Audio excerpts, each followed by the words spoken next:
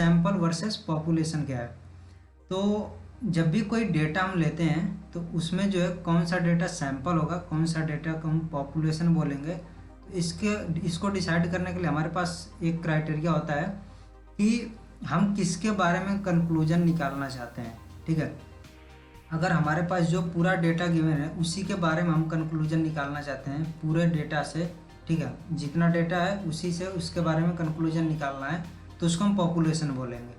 ठीक है, लेकिन अगर सपोज करो कि हमने क्या किया, ये हमारा पॉपुलेशन है, पूरा डेटा है, इसमें से हमने कुछ पार्ट लिया, ठीक है, और उससे जो है जो मान लो कि 20% पूरे पॉपुलेशन का लिया और उस पर हमने रिसर्च की।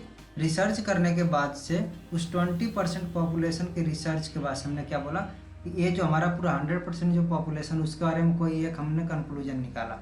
तो ये जो 20% डेटा है ये क्या हमारा होता है, ये होता है सैंपल, और जो हमारा पूरा उस 100% वो हमारा हो जाएगा पॉपुलेशन वो है। ठीक है, तो इससे पता चल रहा है कि हमारा जो सैंपल होगा वो हमेशा ही पॉपुलेशन से कम होगा। अब एक एग्जांपल मैं लेता हूँ, जैसे अभी कोविड का हमारा टाइम था, तो यहाँ पर जब वैक्सीन हमारी बनी थी तो सपोज करो कि 150 करोड़ हमारे पूरे इंडिया में लोग हैं। ठीक है, तो ऐसा तो नहीं है कि सभी पर टेस्ट किया गया कि हमारी वैक्सीन काम कर रही नहीं कर रही। इन्होंने क्या किया कि पूरे इंडिया से, ठीक है, अलग अलग रीजन से लोगों को लिया और सपोज करो कि 2000 लोगों को ले लिया इन्होंने।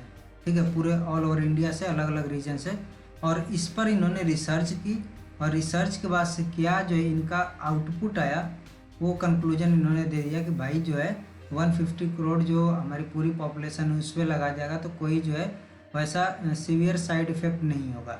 ठीक है, इस तरह से जो है, तो यहाँ पर जो 2000 है वो हमारा क्या है, सैंपल है, और 150 करोड़ की बात करेंगे तो हमारा पॉपुलेशन होगा।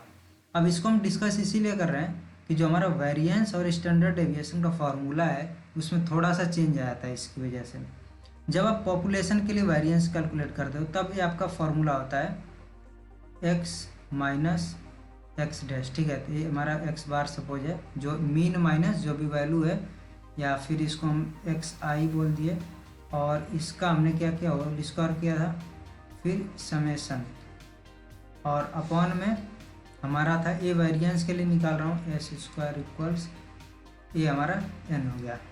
ये पॉपुलेशन के लिए होता है। जैसे ही अगर आप सैंपल के लिए बोलोगे तो यहाँ पर -1 हम लगा देते हैं। ठीक है, इस चीज़ का ध्यान रखना, जब भी आपको सैंपल बोलेगा तो n-1 यहाँ पर कर देना, जिससे कि आपका आंसर सही आएगा। अगर आपने ऐसा नहीं किया तो आपका आंसर गलत आ जाएगा। और सेम सीन होगा हमारे स्टैंडर्ड डेविएशन के लिए, अंडर रूट यहाँ पर लग जाएगा तो हमारा स्टैंडर्ड डेविएशन भी निकल जाएगा। तो सैंपल और पॉपुलेशन का ध्यान में रखना है।